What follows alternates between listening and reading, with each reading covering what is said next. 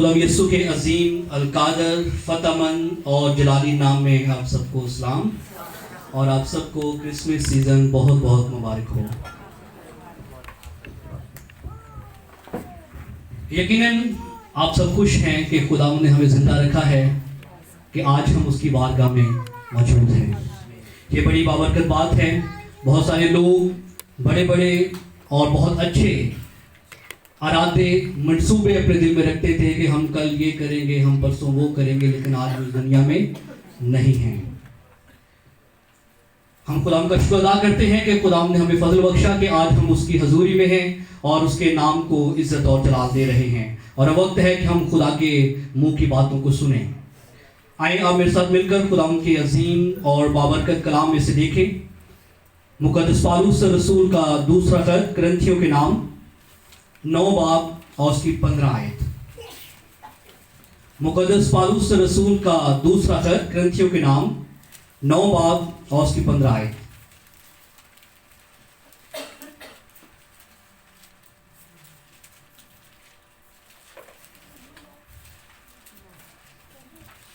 कलाम खुदा में इस तरह लिखा है, शुक्र खुदा का उसकी उस बख्शिश पर जो बयान से बाहर है। आप मेरे साथ मिलकर पढ़िए। शुक्र खुदा का उसकी उस बख्शिश पर जो बयान से बाहर है। शुक्र खुदा का उसकी उस बख्शिश पर जो बयान से बाहर है। खुदा की अजीम और जिंदा कलाम पर उसकी बरकत हो। आयत याद हो गई सबको? शुक्र खुदा का उसकी उस बख्शिश पर जो बयान से, जी बोलिए दोबारा से,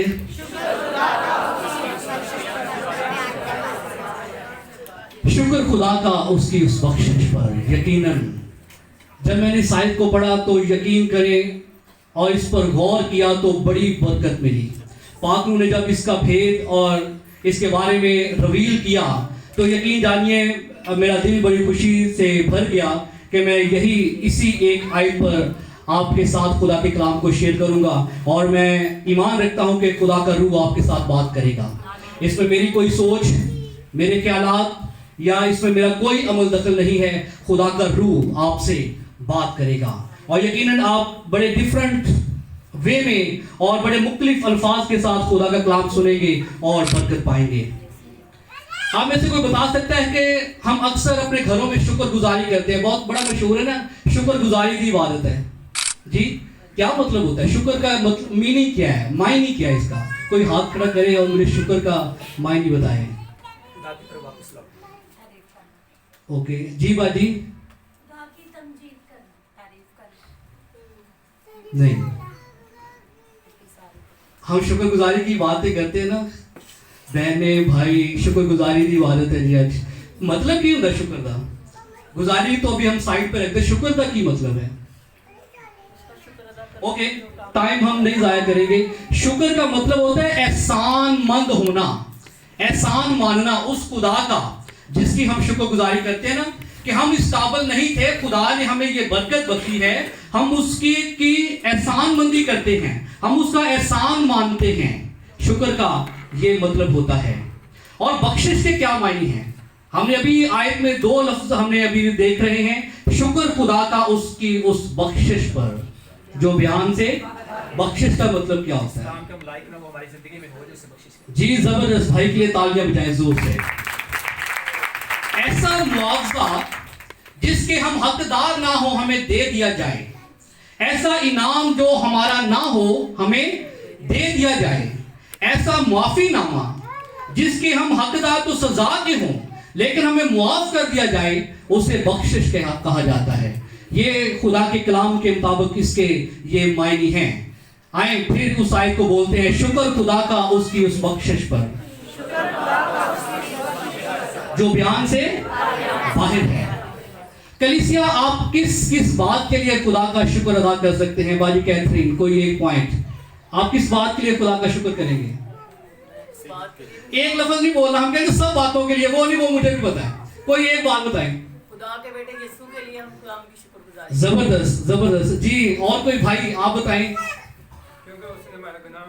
जबरदस्त। और कोई बाजी गुलनाज बैठी हैं, बताते जाएं।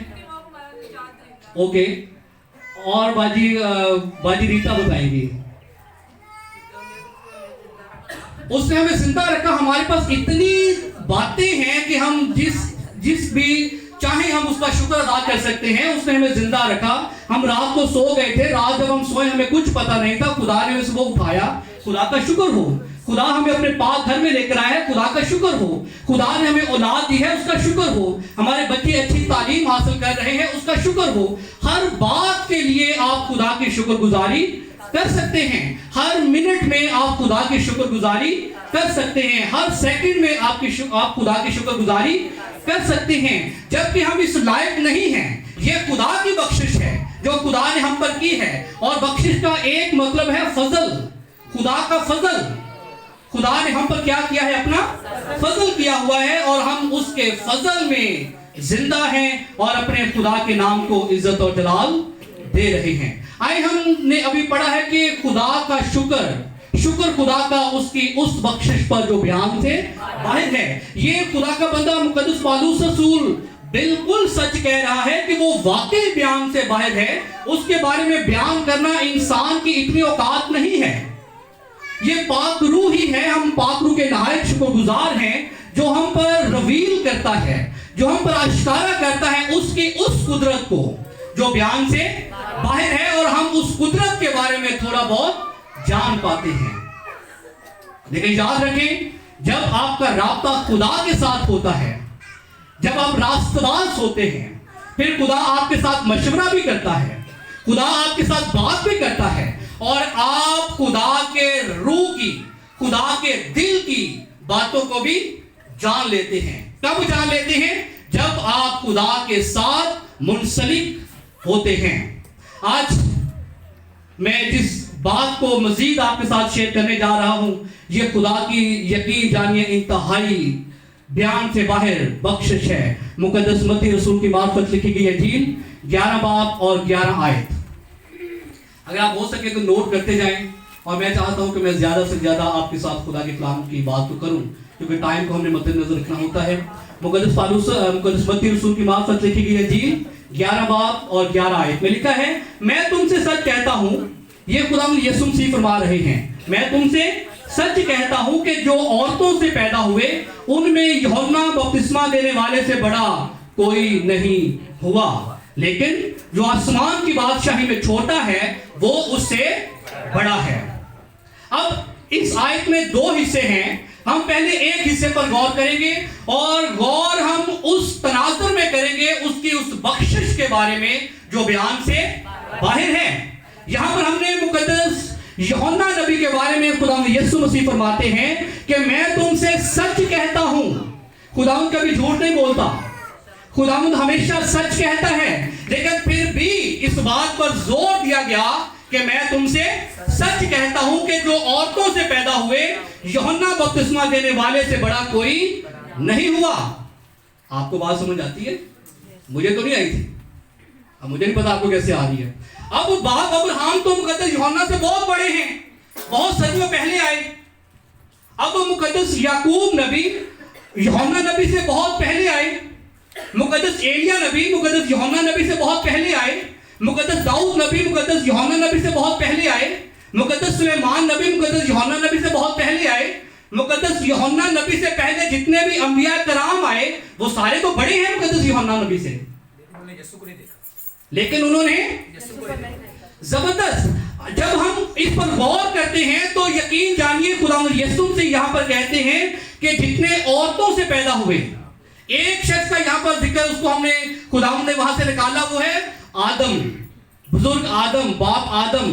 वो औरत से पैदा नहीं हुआ, लेकिन जो औरतों से पैदा हुए उनमें यूहन्ना से बड़ा कोई नहीं हुआ। इसकी वजाहत ये है, इसके बारे में यह बयान किया गया है कि मुकद्दस यूहन्ना नबी जो है इवन के उन्होंने कोई मोजज़ा भी नहीं किया, हत्ता कि उन्होंने कोई दरियाई यरदन को दो हिस्से भी नहीं किया, बहरे कुलसम को दो हिस्से भी नहीं किया, आसमान से आग भी नहीं मांगी, उन्होंने 5 रोटियों और 2 मछलियों को भी नहीं बढ़ाया, फिर भी ये क्यों सारे नबियों से बड़े हैं? ये इसलिए बड़े हैं कि जितने नबी पहले आए उन्होंने कहा कि खुदावंद खुदा फरमाता है, यहोवा खुदा फरमाता है। उन्होंने कहा कि बनी इस्राएल का खुदा फरमाता है। उन्होंने कहा कि मैं जो हूं सो हूं फरमाता है।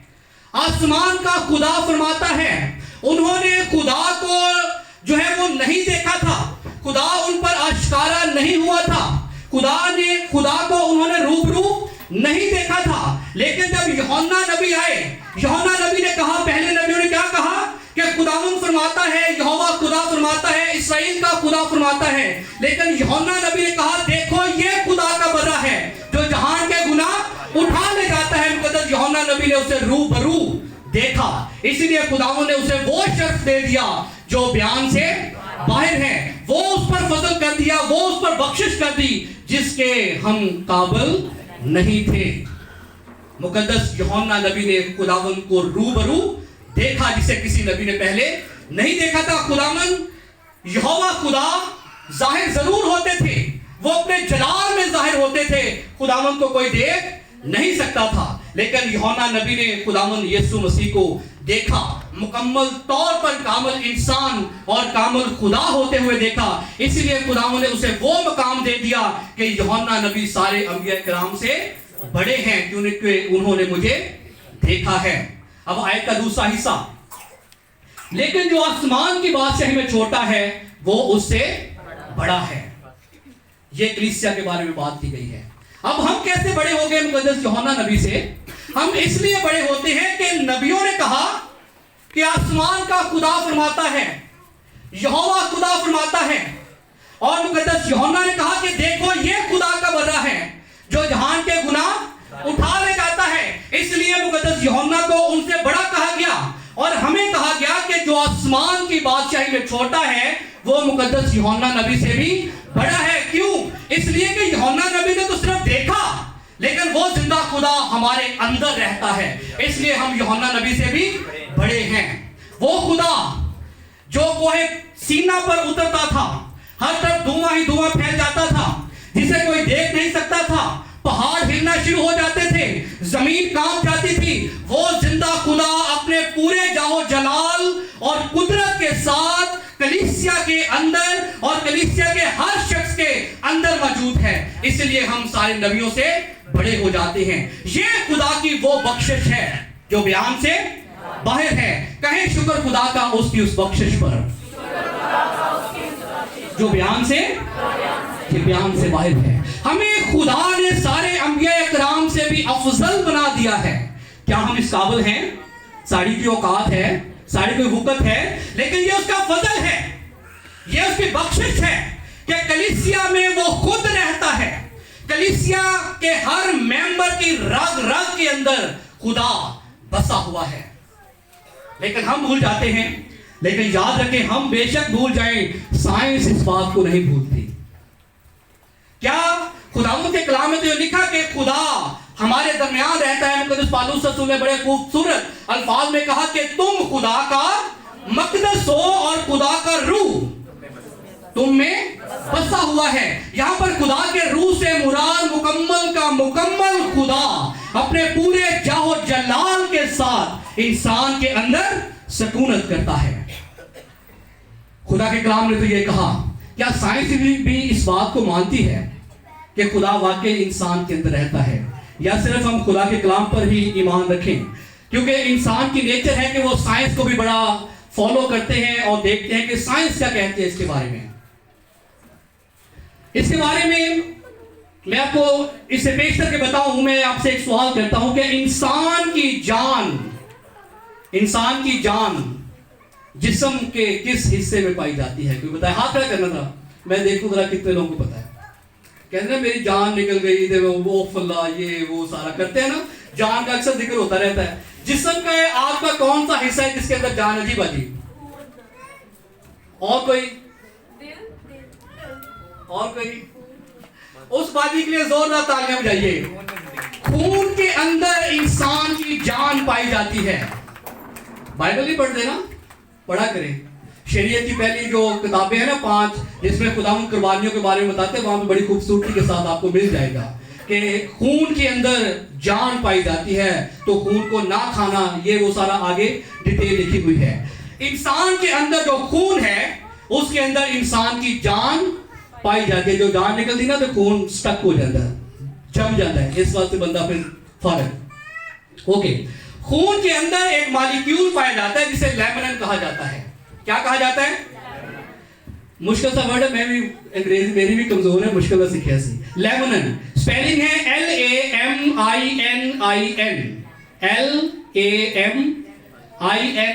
LAMININ। पढ़े लिखे बच्चे गौर कर लें और घर जाकर आपने नेट पे सब कुछ छोड़कर इसको सर्च करना है, लेमिनन, और इसका फिर आपने इमेज देखना है। इंसान के खून के अंदर एक मॉलिक्यूल है जिसे लेमिनन कहा जाता है। इसकी जो शक्ल है ये हूबहू सलीब जैसी है, जिस तरह ये सलीब है। और अगर ये लेमिनन खून के अंदर ना हो तो खून आपका जो है वो किसी काम का नहीं है। ये काम क्या करता है? ये खून के अंदर जो सेल्स हैं ये उनको जोड़ कर रखता है, और जब उनका बॉन्ड बनाता है, उनको जोड़ कर रखता है, तो खून की जो एक रफ्तार है, खून का जो बहाव है, वो जिस्म के अंदर एक नॉर्मल तरीके से होता जाता है। अगर लेमिनन किसी वजह से डिस्टर्ब हो जाए, वहां से वो खत्म हो जाए, या किसी भी वक्त उसकी जो शक्ल है सलीब की तरह की, किसी भी वक्त वो टेढ़ी हो जाए, या किसी भी वक्त वो किसी भी तरह से वो उस अपनी शक्ल को छोड़ दे, तो इंसान जिंदा नहीं रह सकता। इंसान का जो खून है वो जमना शुरू हो जाएगा, वो आगे सर्कुलेट नहीं करेगा, उसका बहाव डिस्टर्ब हो जाएगा, जिससे इंसान की जान निकल सकती है, इंसान की मौत वाकया हो सकती है। ये आपकी साइंस कहती है। और यकीन जानिए कि ये वही सलीब लेमनिन की शक्ल में खुदावंद यीशु मसीह ने इंसान के अंदर रखी है, जिस पर खुदावंद ने अपनी जान दी थी। ये सलीब लेमनिन की शक्ल में वही सलीब है जिस पर गुनाहों की माफी का ऐलान किया गया था और हमेशा की जिंदगी आपको बख्शिश में दे दी गई थी। मैं इस बात को मैं बड़े ईमान से कह सकता हूं, ये साइंस नहीं कहती, लेकिन मैं अपनी तरफ से आपको कहने वाला हूं, और बड़े मैं एक खुदा के रूह को फील करते हुए मैं आपको बता रहा हूं कि खुदा ने जब इंसान को बनाया होगा तब ये लेमनिन इंसान के खून में नहीं होगा। जब खुदा में यीशु मसीह, जब आदम और हवा ने, बुजुर्ग आदम और हवा ने गुनाह किया, उसके बाद खुदावंद ने इस लेमनिन को इंसान के खून में डाला होगा। सलीब जो माफी का पैगाम है, जो माफी का ऐलान है, जिससे मोहब्बत से मिलती है। यकीन जानिए कि जब साइंसदान जब किसी भी चीज को पर सर्च करते हैं, मुकम्मल तौर पर उसको सर्च कर लेते हैं, लेकिन महीने बाद, 2 महीने बाद उनको फिर एक नई चीज मिल जाती है। कहने वाले तो मिले ही कुछ नहीं थी, पहले तो हमने ये देखा ही नहीं था। ऐसा होता है कि नहीं? खुदा वक्त बावक्त ऐसे काम करता रहता है। इसलिए मैं बड़े रूह के साथ आपको कह सकता हूं कि जब खुदावंद ने बुजुर्ग आदम और मां हवा को बनाया होगा, तब लेमनिन इंसान के खून में नहीं होगा। लेकिन जब उन्होंने गुनाह किया और बाग एदन से निकल गए, तो फिर खुदा उनको माफ करने के लिए, उनके लिए माफी का बंदोबस्त करने के लिए खुदावंद ने इस लेमनिन को इंसान के खून में रखा होगा। लेकिन इसकी तकमील सलीब पर होती है, इसका असर सलीब पर शुरू होता है। जब खुदावंद ने सलीब पर अपनी जान दी, तब से लेमनिन इंसान के अंदर प्रॉपर तौर पर काम करना शुरू हुआ। कई दफा मैं सोचता था कि पहले वाला काम ठीक था शरीयत में, क्योंकि कई दफा मुझे बड़ी तकलीफ होती है कि जब खुदा को जो है वो मकाम नहीं दिया जाता जो खुदा को देना होता है, तो तब मैं सोचता था कि वो अच्छा था काम, कि अगर किसी ने गड़बड़ किया ना फौरन सजा मिल जाती थी और लोग बड़ा तीर की तरह सीधे रहते थे, और अब भी ऐसा होना चाहिए। तो जब मैंने इस लेमनिन को पढ़ा, तो फिर मुझे उस बात का जो मेरा एक सवाल था, जो एक जुस्तजू थी, उसके बारे में खुदावंद ने रिवील किया कि अब ऐसा नहीं हो सकता, क्योंकि मैंने अपनी सलीब इंसान के खून के अंदर रख दी है।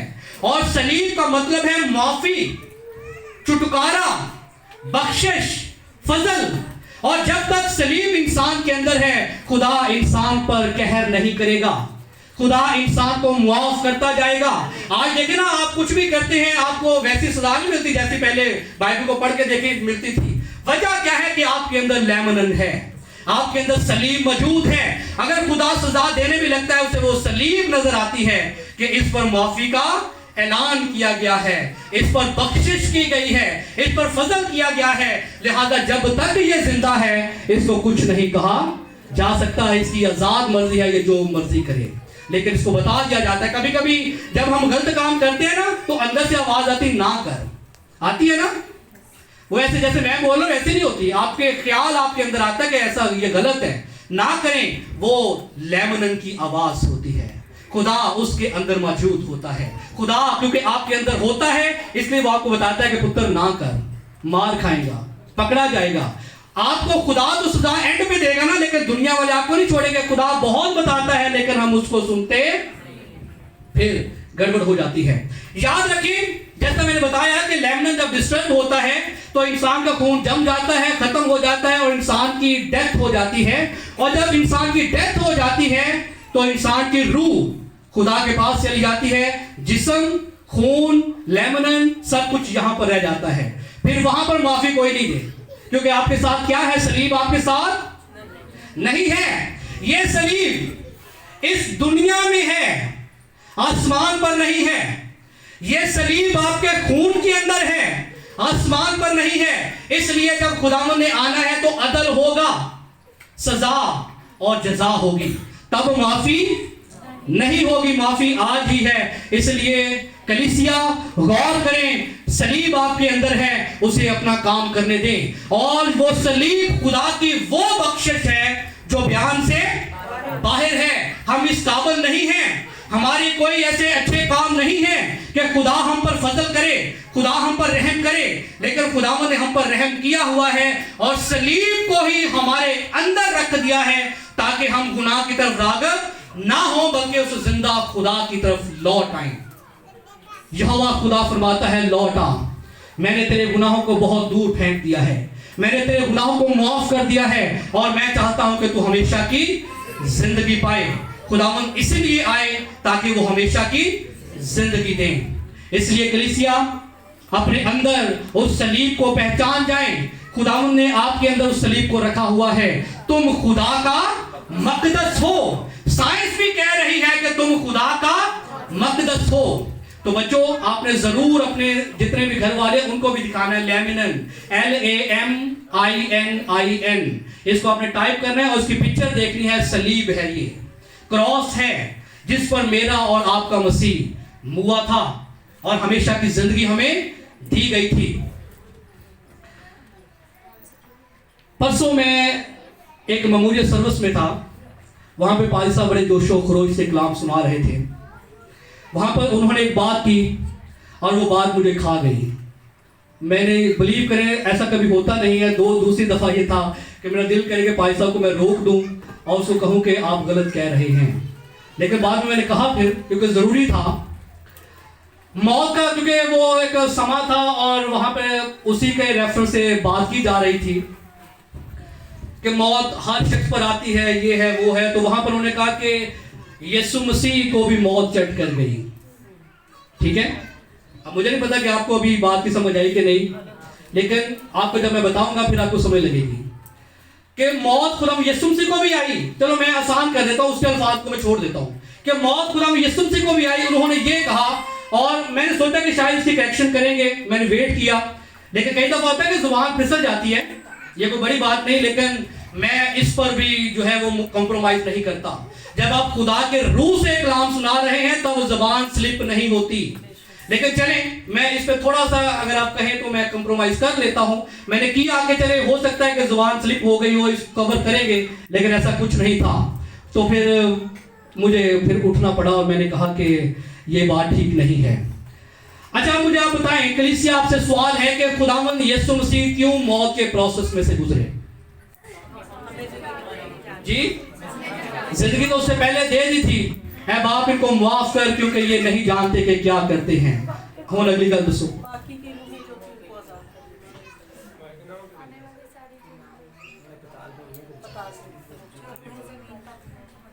जी, बाजी इरम के लिए, भाई अकरम के लिए, बहराम साहब के लिए जोरदार तालियां बजाइए।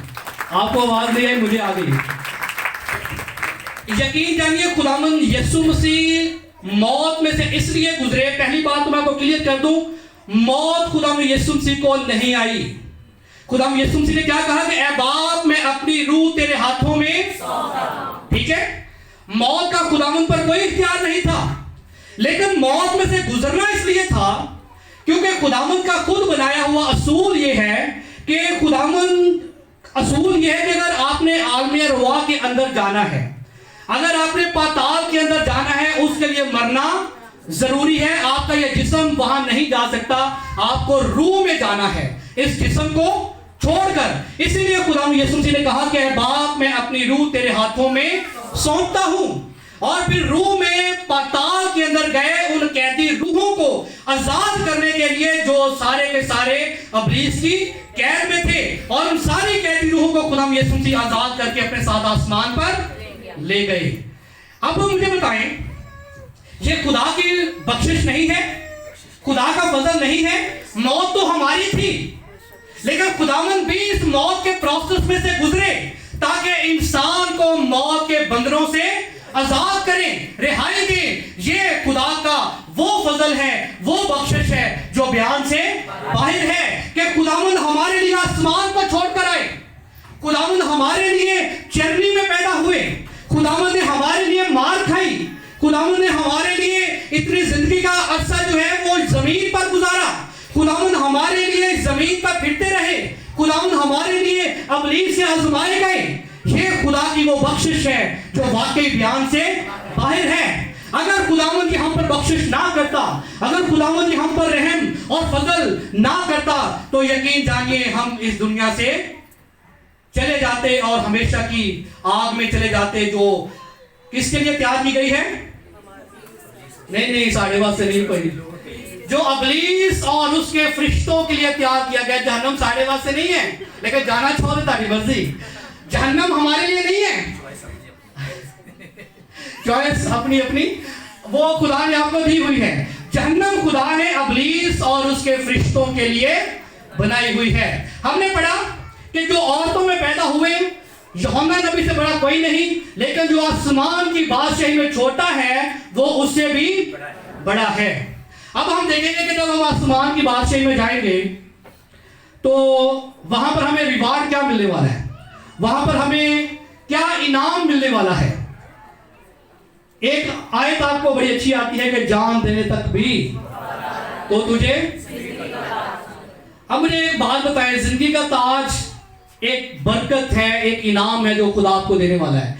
क्या एक ही ताज मिलेगा या ज्यादा मिलेंगे? सोच के बताना है, वो बाइबल की रूह से है, नहीं तुक्का नहीं लाना। एक ताज या ज्यादा? चलो तुक्का लाना शुरू करो। 1 2 3 4 बताएं। नहीं और जी बाजी, मैंने एक जगह पे 5 ताज पढ़े। बाजी के लिए जोरदार तालियां बजाएं। सही जवाब मिल गया, जोरदार तालियां, जोरदार तालियां। आपको कलीसिया 5 ताज मिलने वाले हैं, जितना थानू पता ही नहीं।